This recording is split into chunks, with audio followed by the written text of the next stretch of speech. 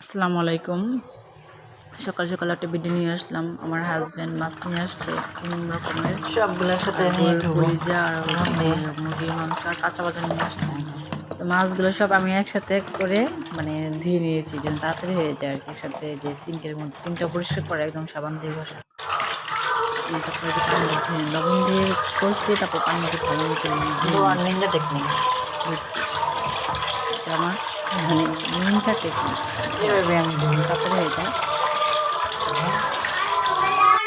একটা করে দুটোগুলো অনেক সময় লাগবে, তাই আমার এটা আর কি আমি এভাবেই করি সব সময়। আপনারা কিভাবে করেন জানাবেন আপনারা কমেন্ট সেকশনে। কেমন লাগলো আমার ভিডিওটা সেটাও জানাবেন। মাছগুলো আমি সাজাচ্ছি ছবি তোলার জন্য, ভিডিও করার জন্য। তো কেমন লাগলো জানাবেন সবাই। আর এই কলিজাটা আমি সিদ্ধ করে নিয়ে রেখে দিয়েছি ফ্রিজে কুচি করে।